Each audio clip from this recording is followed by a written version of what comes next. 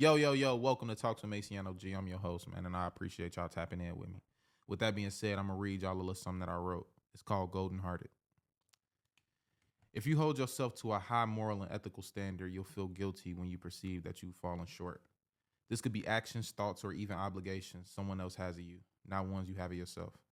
It's an internalized battle. Individuals with perfectionistic tendencies may set unrealistically high standards for themselves that they are more than capable of attaining, but the constant worry of what's next never allows them to acknowledge they're doing well right now. Falling short is inevitable, but guilt is a result of letting someone else down. Whose expectations are you living up to?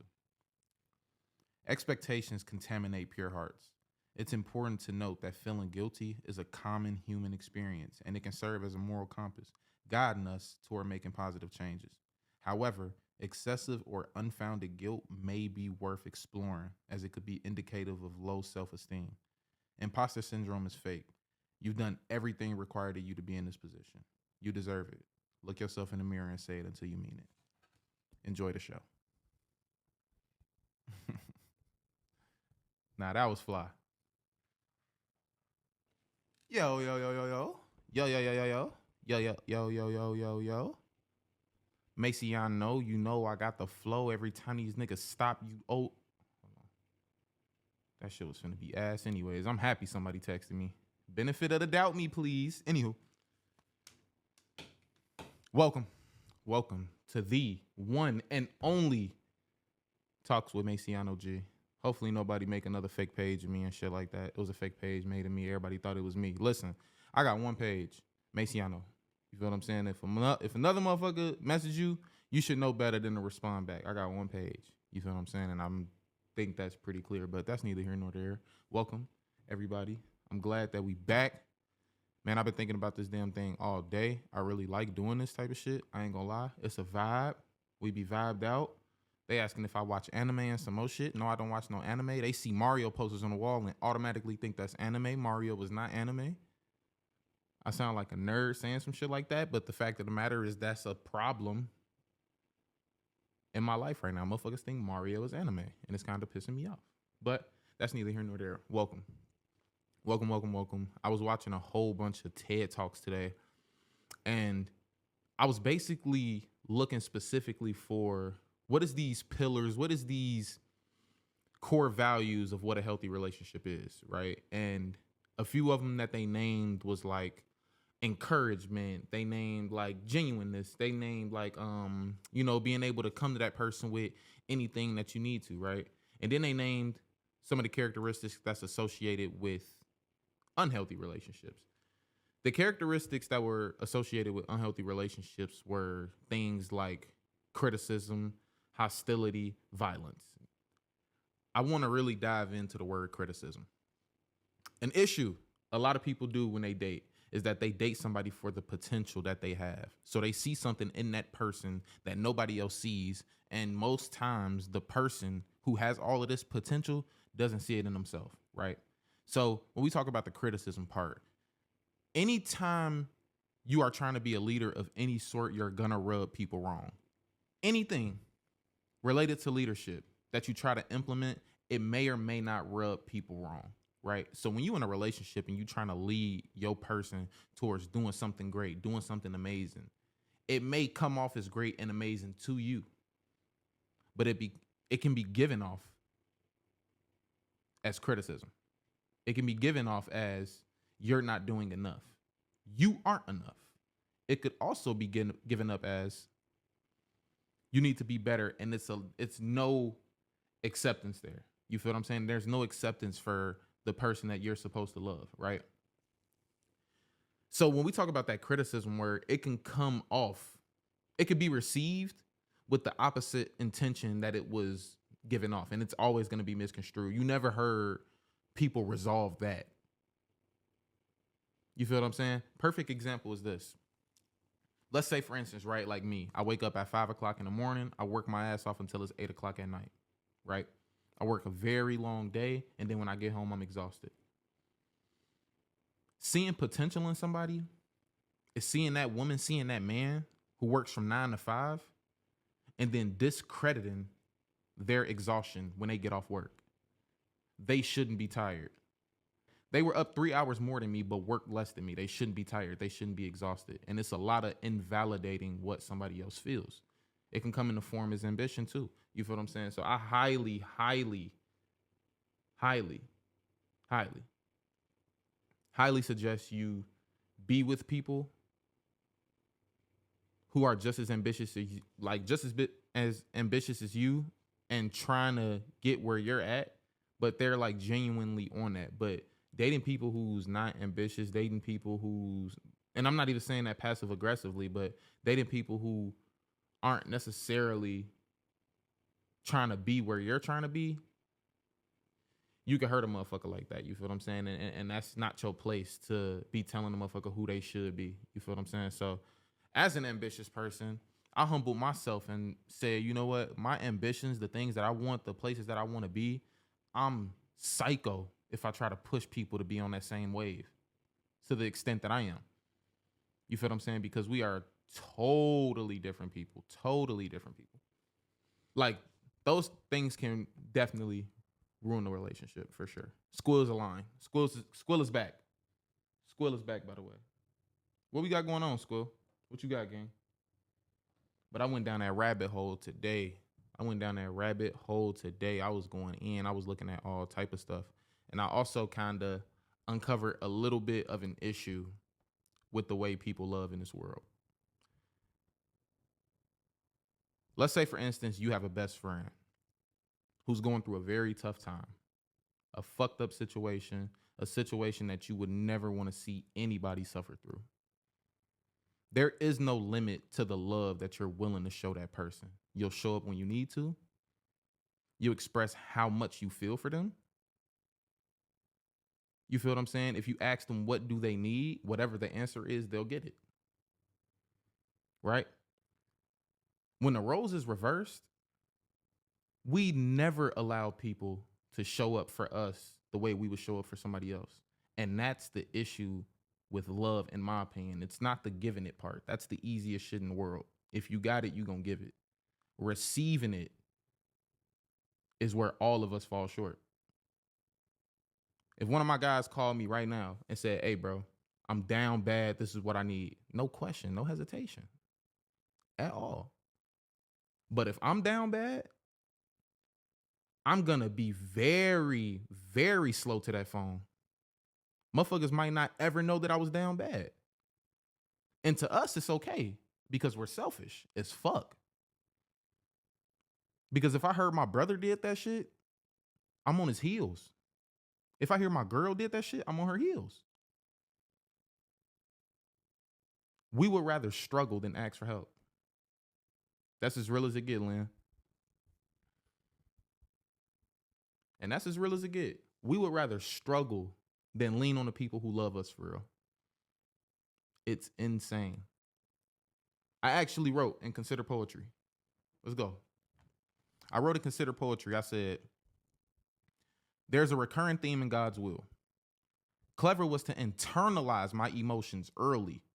My first act of self-defense. Who the fuck am I defending? Internalize all of the things that's hurting me in defense of myself when I'm supposed to be helping myself. That's the first sentence. I didn't know mental warfare until those emotions began to articulate themselves. So how silly is this? We leave our problems, we leave our struggles up to us and force ourselves to understand it alone. When us as humans are social animals and we thrive off a shared struggle.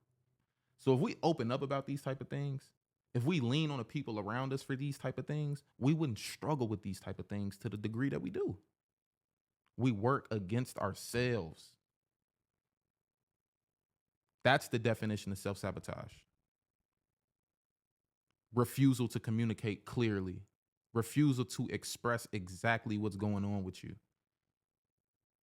And leaning on other people's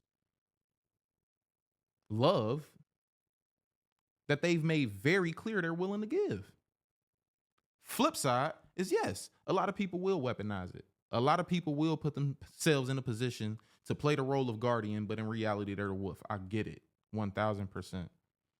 But you'll never, ever, ever love in full if you never at least try to open your heart up. You feel what I'm saying? Y'all got me cooking. It's time to light a candle. It's time to light a candle. It's time to get in that one bag because we back locked in. You feel what I'm saying?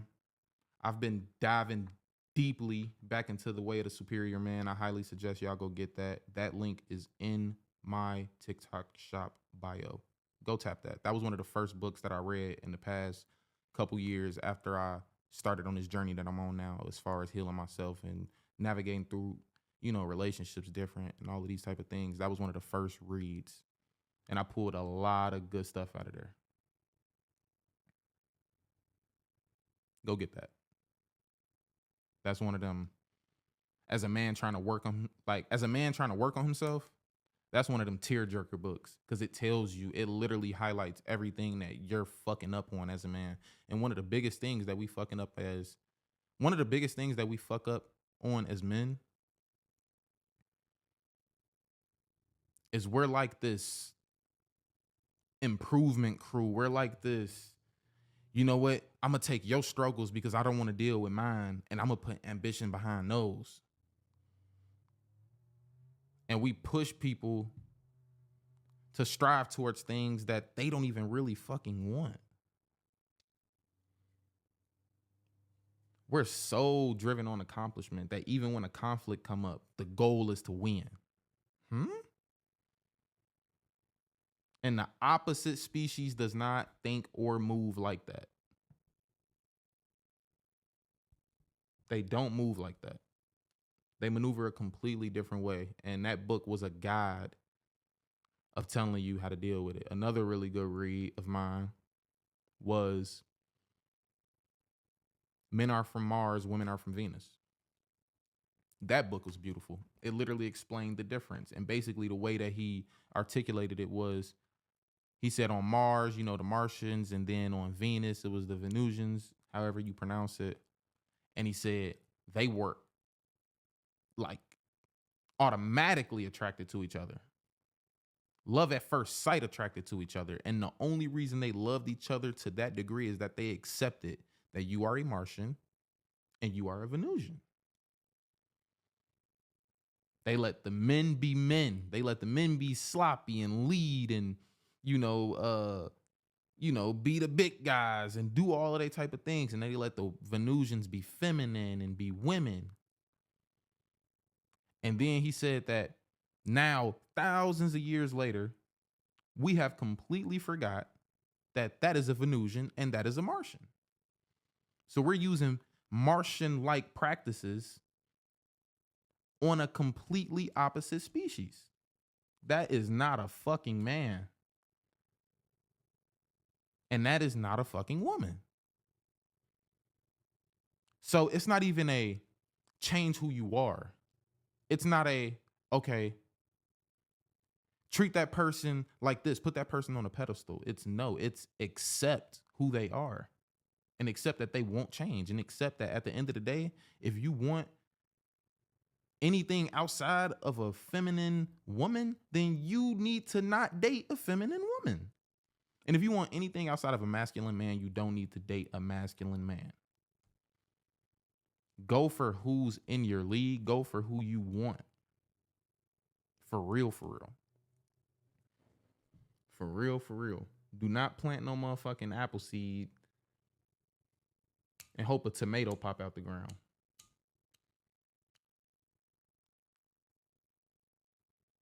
Have you read the book, The Courage to Be Disliked? I ain't gonna lie, I'm very, very against being disliked. I ain't gonna lie to you. Do I kiss ass? Absolutely not. But as far as like motherfuckers not liking me, I don't like the idea that shit, call me what you want, but I'm gonna do right by people.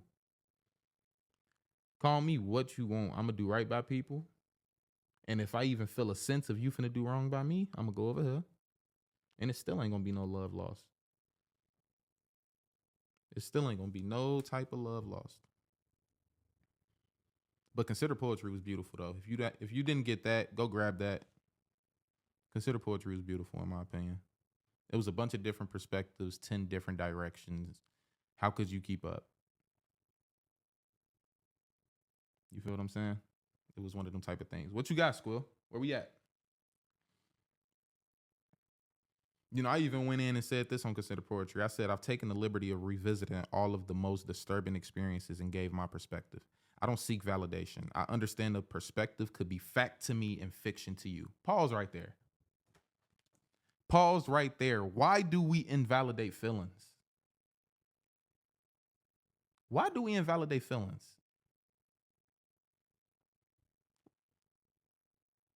I understand a perspective could be fact to me and fiction to you. Because you have no fucking idea what's going on in this body. There's not an amount of communication that can make you really understand. So when I tell you you just did some goofy shit, that's me accusing you of something.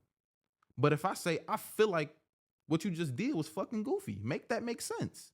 You owe it to me to make it make sense. Unless you just don't give a fuck about how I feel.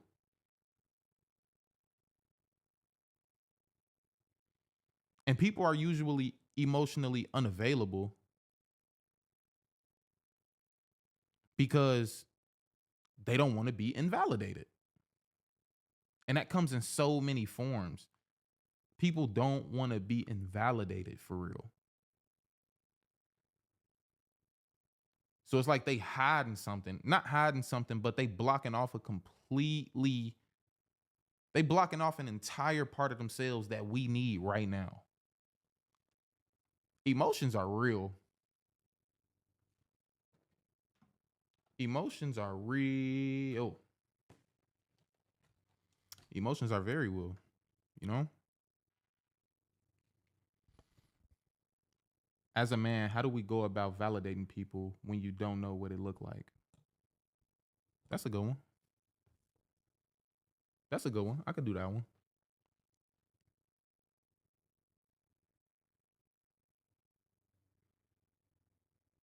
You validate people by recognizing yourself that you do not understand. To yourself. To yourself, you understand that you don't understand. But you make it very clear that you receive what was said.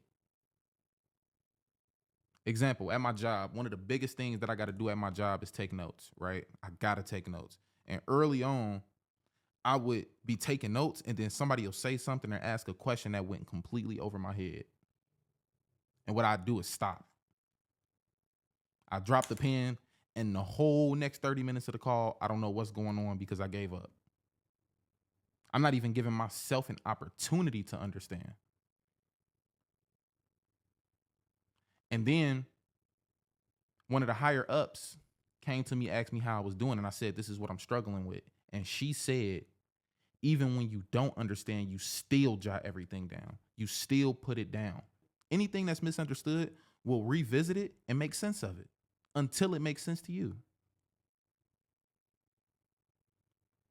After 7 months of me doing this, 7 months of me working on it, I completely understand the project. I get it. I know when to show up. I know how to plan ahead. I know exactly what questions to ask. I know who's the main points of contact. Now I'm in it. Because I didn't give up halfway through when the shit started getting hard.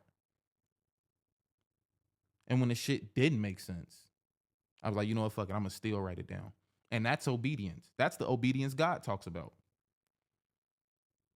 The obedience God talks about is do this even if you don't understand.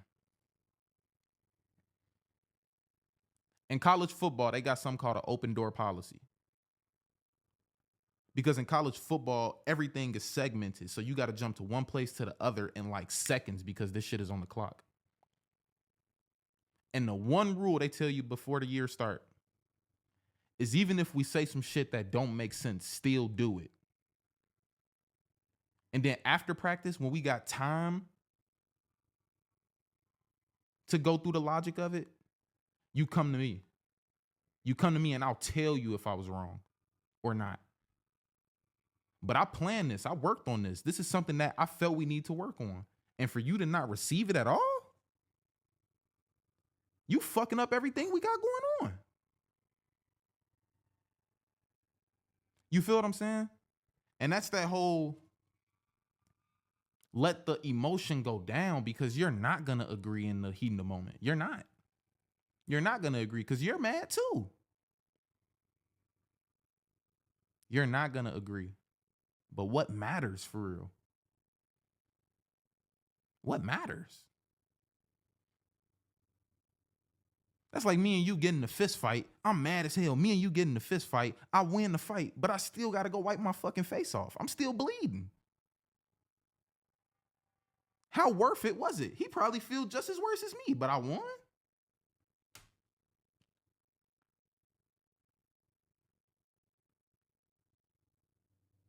Man, forgive me. I'm in my bag.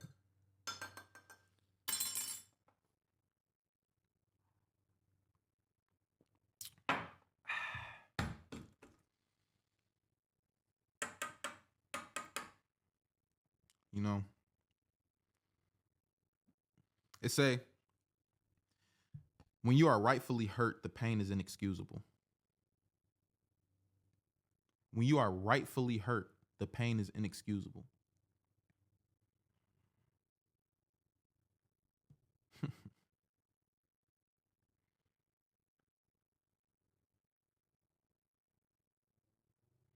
I said vulnerability is a gift. What we do with that gift is our choice. Some people will weaponize it and turn it against you. Others will use it to get a deeper understanding of where your heart is. All the reason why vulnerability is so precious. A creative platform we are all given to paint our most beautiful picture.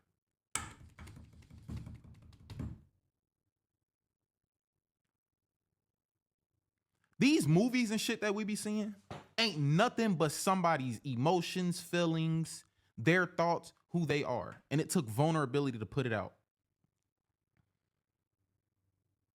Everybody got a story. Everybody's story went up. Everybody's story went down. Everybody struggles through things. That's what the definition of Sonder is. The fact of the matter that every single person maneuvering through this earth, no matter how random of a stranger they're all going through some complex shit. Everybody's life is tough. Everybody's life is tough, but who are you leaning on for real? You gonna do it yourself? Good fucking luck. And that's the mindset that I put myself in as of late. It's like, damn, how much longer is it gonna take me to get where I need to be if I don't ask for no help? If I don't ask for no help. And there's certain cultures, there's certain people in this world who ask all of the questions and ask for all of the help, right? And then they build businesses, they build families, they build mafias solely because they lean on each other. So if you ain't leaning on somebody and somebody ain't leaning on you, you're not winning. Don't even think you are.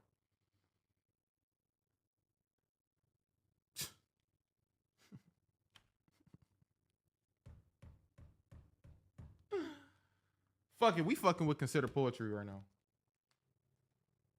Squill, where you at, gang? I ain't seen you in a minute. Consider Poetry was a good ass read, man. Y'all go get that.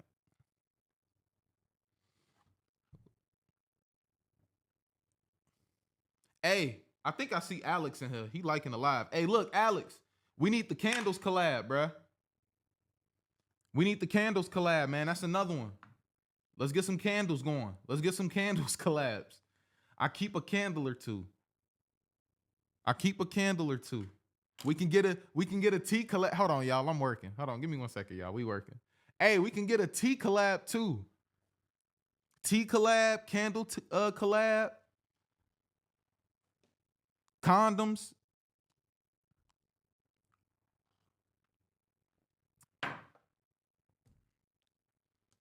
I'm a marketable man.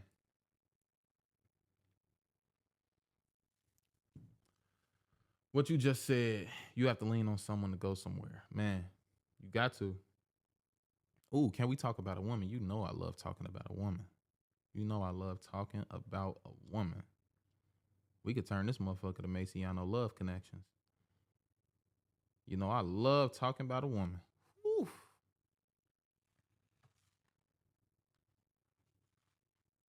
I can't wait till I can push a nigga off his squad. Hey, she with me.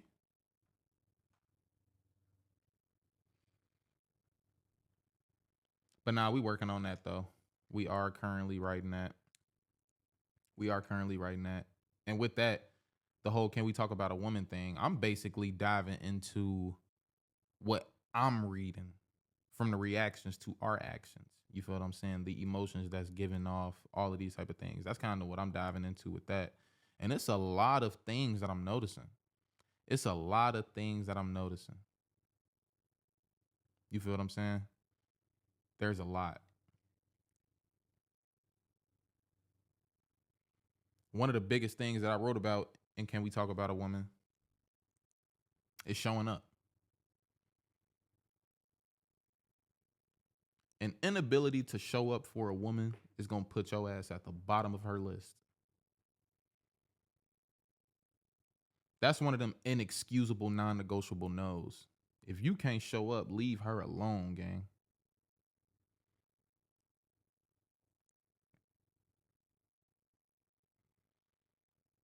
And show up the first time. Show up the first time. Don't pull the move where you fuck up and then you try to right your wrong by pulling up the second time thinking that a motherfucker gonna accept that shit. No. Pull up the first time. Of course you gonna ask for grace. But I'm telling you right now, if you get a little bit of grace, do not fumble your bag. Show up, brother. Show up and show out too. You be very confused as to why she don't fuck with you no more. You didn't show up. How do you go about validating your partner who feels they aren't enough for you or vice versa? Let me read that one more time. How do you go about validating your partner who feels they aren't enough for you or vice versa? That's an easy one. Don't be condescending. If you gotta be condescending, then you are not messing with somebody that you should be messing with. You should never even have the ability to talk down on the person that you with. And if you do, that means you're expecting something from them.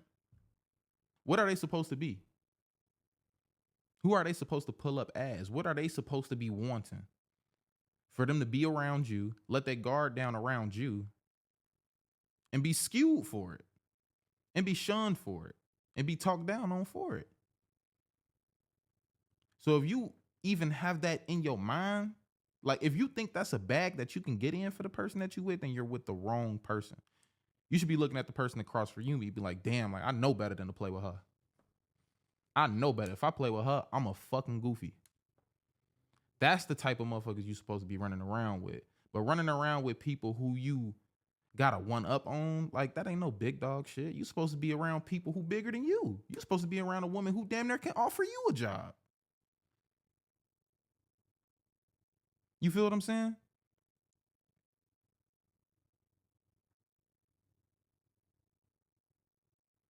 I promise you, I'm waiting on the moment to get me one of them. What? Because that's when you pick brains. You mean to tell me that you in a room with somebody who knows more than you and you not asking questions? And you having sex with this person? You kissing this person, taking this person on dates and all of this other type of shit, and you ain't asking no questions, but they really having shit? You're a goofy. You're a goofy.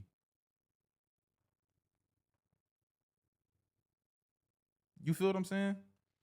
And if you in the position where you the one having shit and the other person may be a little less alone than you can't be condescending or you got them around for the wrong reason.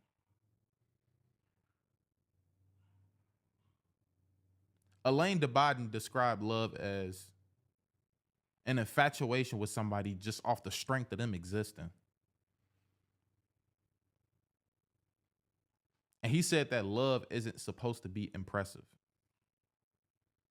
So if you're trying to be with somebody who has to impress you from a monetary standpoint, from a artificial standpoint, from a sex standpoint. Nah, not a sex standpoint. You need that type of shit to succeed in a relationship. But anyways, from like all of the other standpoints and shit, if they gotta impress you, then you with them for the wrong reasons. Nah, sex be impressive as fuck. Don't listen to me. Be impressive as hell in the sex shit. But all of the other stuff, you feel me? If a motherfucker with you for that, dump them.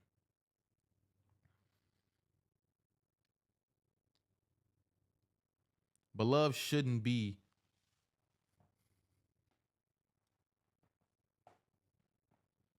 when you love somebody, you should be able to love them naked. Come as is. And I'm gonna fuck with you no matter what. That's what love is supposed to be. But telling a motherfucker to come through, but you got your hand out, you don't fuck with them for real. You fuck with them for what they can offer you. And the moment that they can't offer that to you anymore, you out of there. And it's even more fucked up because if the roles was reversed, you would never offer them what they was willing to give you.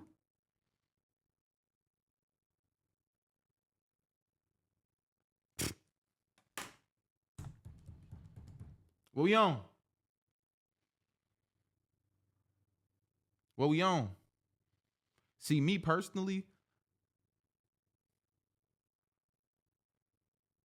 the only thing I want given to me, the only thing that like you enter a relationship with me and I got my hand out is the same energy that I'm giving you. So if I'm showing up on time, if I'm showing up head up, communicating, doing what I got to do to keep the hope alive, keep us steady, and you not coming with the same energy, I'm out. Non-negotiable. You got to come with the same energy. Only thing that I want is reciprocation. That's it. I'm not asking you for more than who you are. I'm not asking you for less than who you are either. You feel what I'm saying?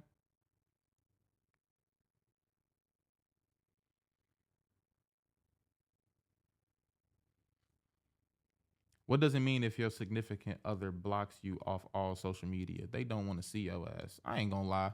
I damn near don't want the person I'm with to be on social media with me. Be on social media, but be over there, do whatever the hell you want to do.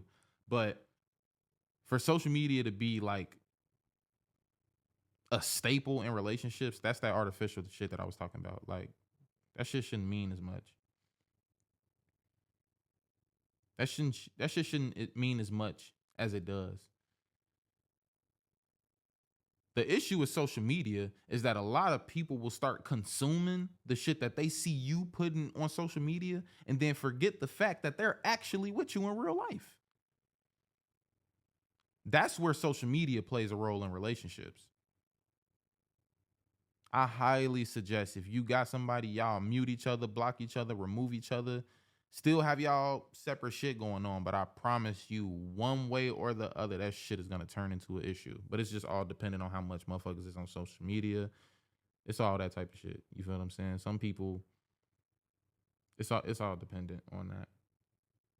Now, I wouldn't say that being on social media is, seeking external value. I wouldn't say it's as far as that. I will say that it's meant to be a social site. Like, you're meant to go on there and be social.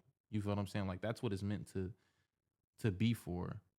And if you don't want to be with somebody who's social on social media and all of that type of shit, then just don't be with them. But if you get with a motherfucker and you know they got an Instagram, or you meet a motherfucker on Instagram, then how is that a thing in y'all relationship? That shouldn't even be an issue, because that's what y'all did to be attracted to each other and link up with each other in the first place. You knew that about them already. You feel what I'm saying? You already knew that they be on that motherfucker twerking and all of this other type of shit. You chose to pursue that. You feel me? You can't be accountable now. And honestly, God, honestly, I used to work in the nightlife. I used to work in a really big club in Chicago. Let me tell you something that the nightlife taught me. A lot of people will meet you where you are and then try to remove you from that situation because they're disgusted at what your life is and who you are and what you do. And that was a huge issue that I noticed with a lot of people I worked with when I worked outside, where it'll be these niggas, they'll come around these girls and they'll be like, hey, yeah, like, I want you that. And they play, you feel me, that guardian role. And then the moment the woman is infatuated, the moment the woman is into the guy and all of these type of things, like, they'll kind of flip the script and be like, okay, cool. Well, if you're going to be with me, you got to stop working here. You got to stop doing this. I don't fuck with that. And then it's all of these insecurities attached to what you were into in the first place. You were attracted to this. And there was so many people that happened to. Is it a red flag for a man who hasn't been in a relationship in 5 years to ask you to be his girlfriend within a month? He's lying to you. He probably was nailing shit to the cross for years. He probably had a good run too, but he ready to hang up his jersey. Shit, ain't nothing wrong with that. He trying to hang up his jersey. Don't hate on him because he's trying to hang up his jersey now. What we not finna do is player hate. His legacy will live on. His legacy will live on for sure. We not finna hate on him. We can talk about the parable of talents, though. Can we talk about the parable of talents? My favorite Bible story. So this story is the parable of talents. There was a man. He was getting ready to go on a long, long journey, and he wanted to entrust his currency to his 3 servants. He went to the first servant, gave the first servant 5 talents, went to the second servant, gave the second servant 2 talents, went to the third servant, gave the third servant 1 talent. The first servant went into the town, invested in the talent, ended up coming back with 10. The second servant went into the town, invested in the 2 talents, ended up coming back with 4. But the third servant ended up digging up a really deep hole, dropping a talent in there, patting it down, and waited for the man to come back on his journey. So the man comes back. The first servant goes up and said, sir, you know, I went and invested in the 5 talents that you gave me. Here goes 10. The man said, thank you, faithful servant, ended up blessing him over more. The second servant went up, said, sir, went and invested in the 2 talents, came back with 4. The man said, thank you, faithful servant, ended up blessing them over more. But the last servant ended up digging in the ground, gave him back the 1 talent and said, here you go. You did not give me enough. You didn't believe in me the way that you believed in the other ones. You didn't give me what the other ones had. He let the comparison be the thief of his joy. He let the comparison be what robbed him and doubling what he was given. The man shunned him. The man called him a coward. All of the above. Took his talent and ended up giving it to the servant with the 10 talents. If you always looking at what somebody else has, you'll never appreciate what you got.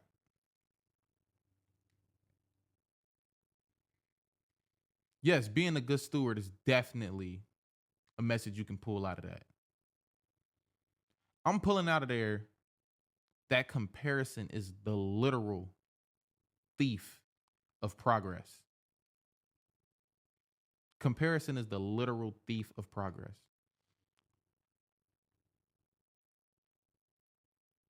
We foolish enough to think that there's not a such thing as a generational blessing, just as much as there's a such thing as a generational curse.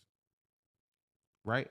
When we talk about a generational blessing, if I'm born into a family who my family done cultivated billions of dollars and I'm being born into this empire, we don't acknowledge that that person being born into this beautiful thing does not know what he's going to do to double it. I'm sure the parents and everybody will give him what he needs to maintain it. I'm sure he may not even lose it. But to double it is a completely different thing. There is absolutely no difference than a little nigga who grew up in the hood with nothing. He was born into nothing. But he was also born with an opportunity to turn his nothing into something. But if he's always looking at what this other nigga got and don't even understand how he's going to double, he'll never even start. He'll never start. Because the fact of the matter is, hell yeah, them niggas was born with 5. Them niggas was born with 10. That's cool. I was born with 1. But you mean to tell me I got the ability to make this shit too? Cool. Well, I'm gonna make it 2, then I'm gonna make it 4, then I'm gonna make it 8, then I'm gonna be at 16 and niggas gotta catch up.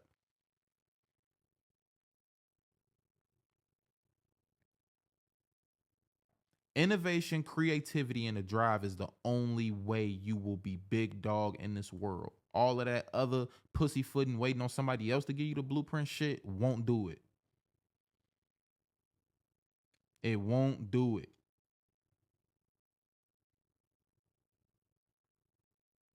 Sorry.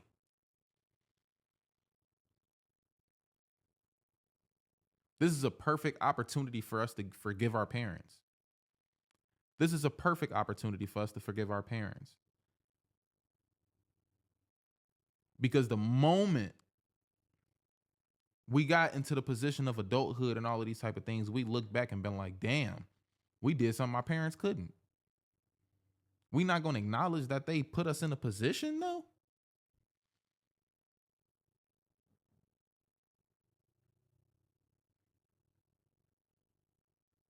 Anybody that don't got grace for their parents don't got grace in them at all.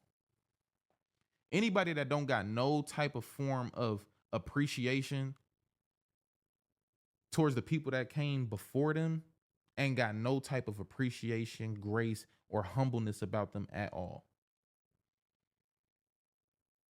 My cousin dead ass told me that the people before us, when they needed information, they had to open up that encyclopedia, flip through pages, find it, and then apply it.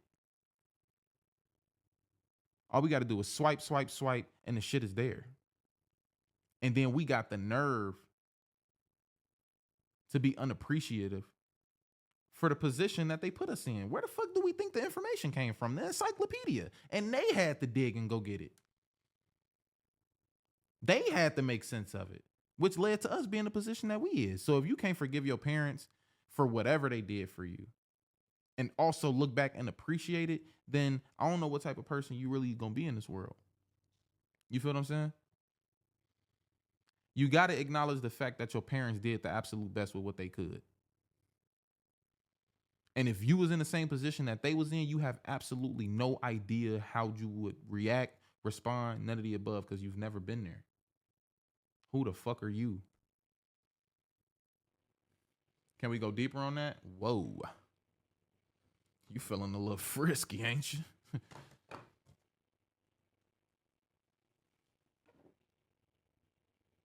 I got you.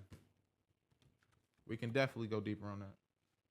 So ask me the question. What's the question? What's the question, Naomi? Tell me the question. What you thinking? Generational curses from Consider Poetry.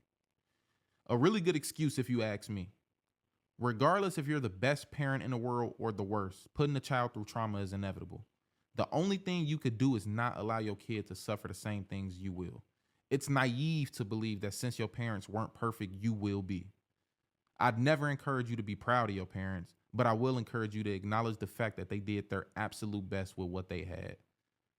The information we get from Google, they would have to dig through an encyclopedia for. Generational curses are no different than generational blessings. They both invite complacency.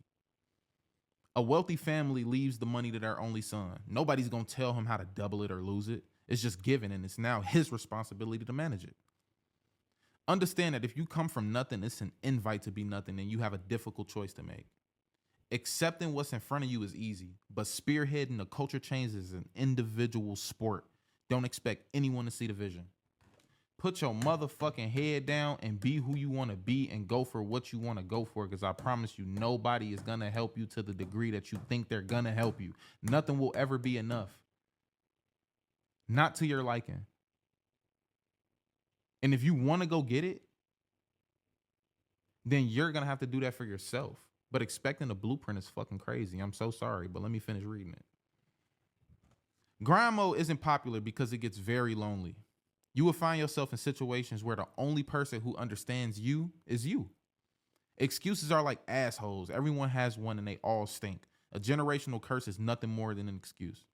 Somewhere in your lineage, there was someone who led you down this path. Understand that you are in the same exact position. Legacies aren't valued enough. Selfish culture has allowed people to believe what they do won't affect anyone else. Regardless of popular belief, you matter to someone. Leave your mark. If marriage isn't a trend in your family, take it upon yourself to be the first and show everyone what it looks like.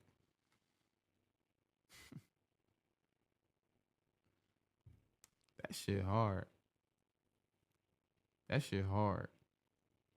So when we talk about generational curses, that's literally you approaching your family, your friends, your hood with a completely opposite spirit and standing up tall while doing it.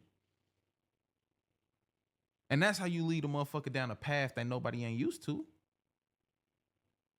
Individuality, innovation, creativity. Be your fucking self.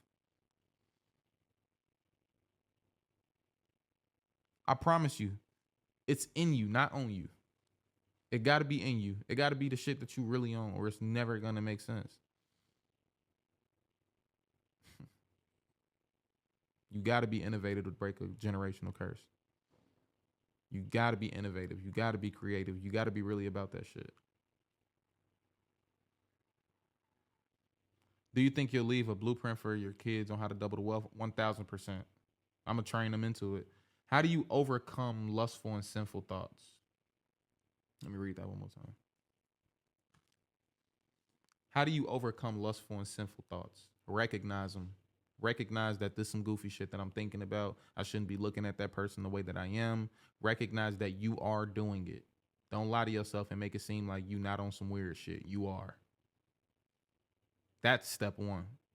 And that's why porn is so fucking addicting and so fucked up to people, because people look at it and don't even think that they're doing anything bad because they're doing it to themselves. It's internalized perversion. You got to recognize how fucked up what you're doing is. You got to look at it and be like, damn, what I want this done to me. You got to think about it and be like, damn, what if somebody intended to do this to me? The same shit that I'm thinking. How would I feel about that? How would that, you know what I mean? How can I find your YouTube video? Link in bio, link in bio. Go fuck with that. Link in bio. I'm working on it. Trying to get everything figured out. Buenas noches, chat. You like that French? Je m'appelle Masionoo. Bonjour, mademoiselle. Je m'appelle Masionoo. Et vous?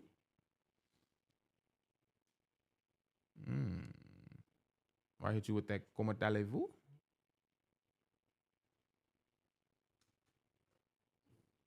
Dumbass. Nah, we ain't no shit though.